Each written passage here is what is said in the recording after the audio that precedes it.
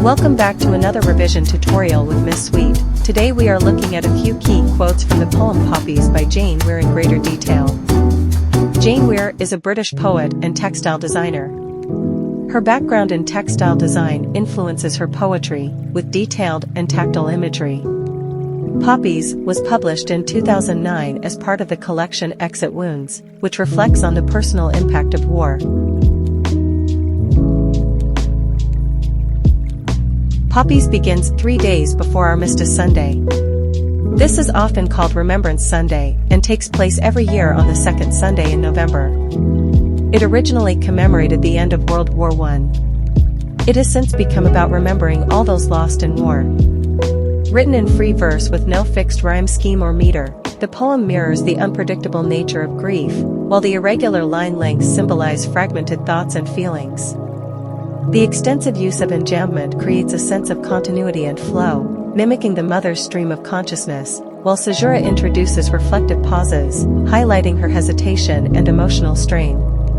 By using a first-person narrative voice, Weir creates an intimate and conversational tone, drawing readers into the mother's personal experience of loss. The meter in Poppies by Jane Weir is irregular and does not follow a consistent rhythmic pattern, reflecting the mother's emotional instability and the disarray caused by grief. The lack of a fixed meter mirrors the unpredictability of her thoughts, as her memories and emotions overflow throughout the poem. The natural, conversational rhythm created by the free verse structure adds a personal and intimate tone, making the poem feel like an internal monologue or a direct address to her absent son. By avoiding rhyme, Weir creates a conversational and introspective tone, allowing the poem to flow naturally, like the mother's stream of consciousness. The absence of rhyme also enhances the realism and poignancy of the speaker's voice, making her reflections feel raw and unfiltered.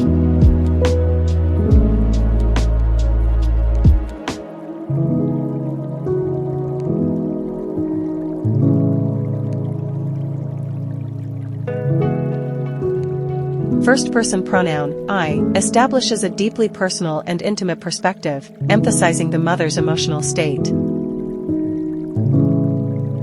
Present participle verb, hoping, expresses an ongoing emotional state, highlighting an unresolved longing. It also suggests futility, a desperate yearning, indicating that the speaker knows the desired outcome is unlikely but still clings to the possibility.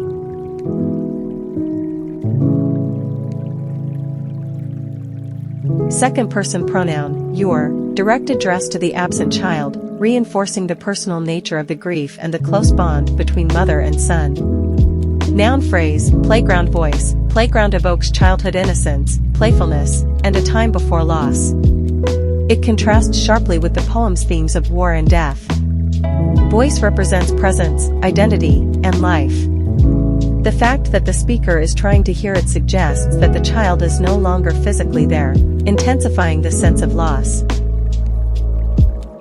Present participle verb, catching, implies something fleeting and delicate, reinforcing the idea that the voice is ephemeral, a mere memory rather than a tangible presence. Metaphor, on the wind symbolizes the transience of life, the uncontrollable forces of fate, and the way memories linger but remain intangible.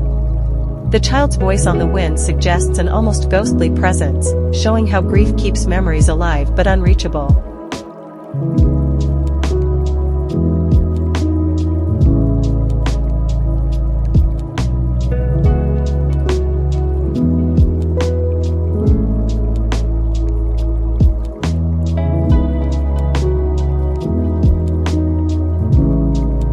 This theme of absence and emotional devastation is similarly explored in Remains by Simon Armitage, where the speaker states, "He's here in my head when I close my eyes, dug in behind enemy lines."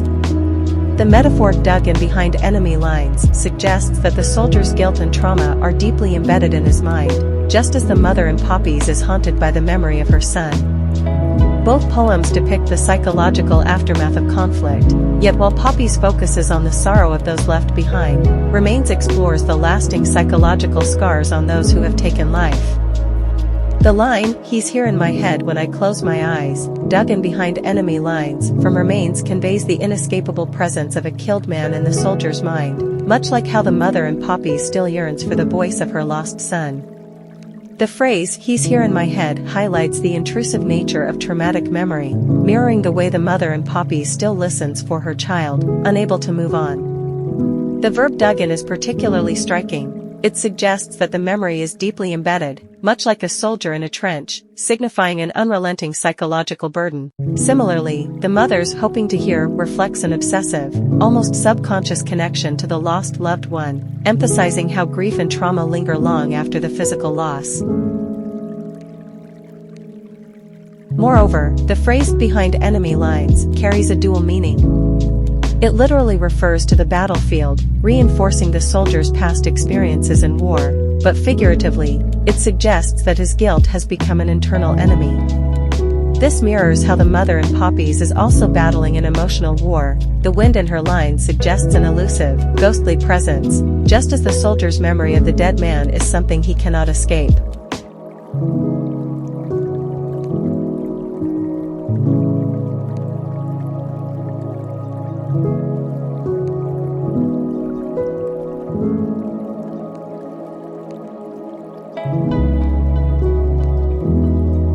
Noun, blockade, is a powerful and militaristic term, typically referring to a barrier.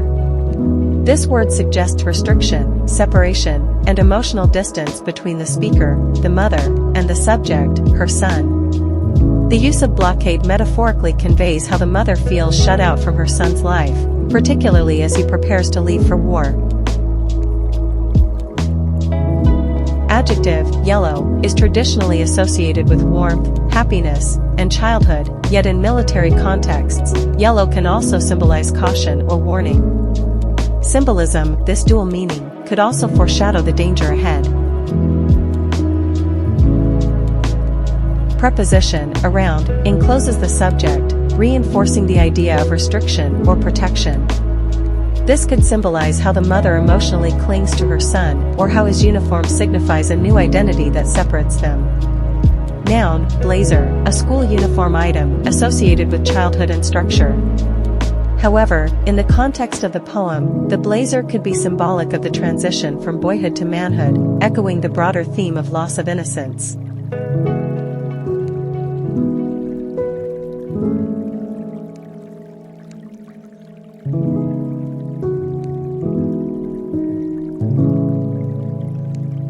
The line "a blockade of yellow bias binding around your blazer" from Poppies by Jane Weir encapsulates the theme of separation and the transition from innocence to experience. The noun blockade is a powerful military metaphor, connoting restriction and an enforced barrier, symbolizing how the mother feels emotionally and physically distanced from her son as he prepares to leave. The yellow bias binding carries contrasting associations. Yellow can signify warmth and childhood innocence, but also caution and foreshadowing of danger. Meanwhile, bias binding, a sewing term, suggests the mother's desire to protect and hold on to her son, yet it also implies fragility. Her control over his fate is slipping away. The blazer represents school life and childhood, reinforcing how the son is on the threshold of change, stepping away from maternal safety toward an uncertain future, likely shaped by war. This sense of inevitable transition and emotional struggle is similarly explored in Kamikaze by Beatrice Garland, particularly in the line, "He must have looked far down at the little fishing boat strung out like bunting." Here, fishing boats symbolize an ordinary, peaceful life, a stark contrast to the military duty the pilot is expected to fulfill. The simile, "strung out like bunting," creates an image of celebration and innocence, much like the yellow bias binding in Poppies, reinforcing the idea that both figures, the mother's son and the pilot, are being pulled away from the warmth of home toward a harsh, irreversible fate. However, while Poppies presents the mother's perspective of loss before it happens, Kamikaze explores the aftermath of a soldier rejecting duty and facing exile.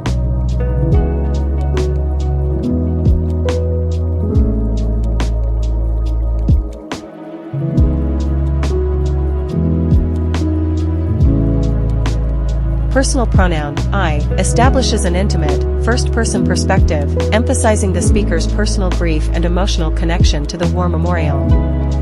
verb, traced, conveys a slow, deliberate action, suggesting a longing for physical closeness. The tactile nature of traced implies an attempt to connect with the past, as if the speaker is searching for a tangible link to their lost loved one. Noun, inscriptions, refers to the engraved names of fallen soldiers. This highlights the permanence of their sacrifice, while also suggesting how memory is preserved in stone.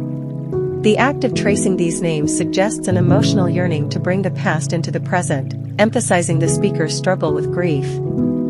Noun phrase, war memorial, a physical representation of collective loss and national remembrance, yet in this context, it is deeply personal, symbolizing the speaker's own suffering. Verb phrase, leaned against, suggests both physical and emotional dependence. The speaker is seeking support, as though the memorial can provide comfort or stability amidst their grief. Simile, like a wishbone, a deeply symbolic comparison, conveying fragility, hope, and division.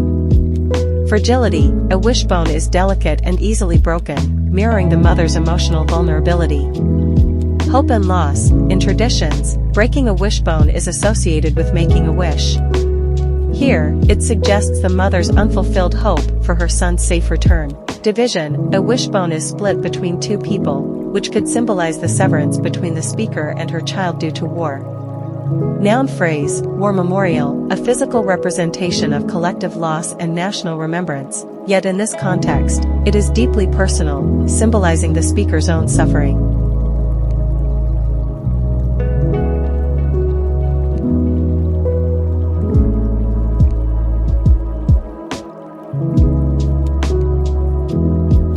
The line "I traced" slashed the inscriptions on the war memorial, leaned against it like a wishbone from Poppies by Jane Weir encapsulates grief, remembrance, and emotional fragility in the aftermath of war.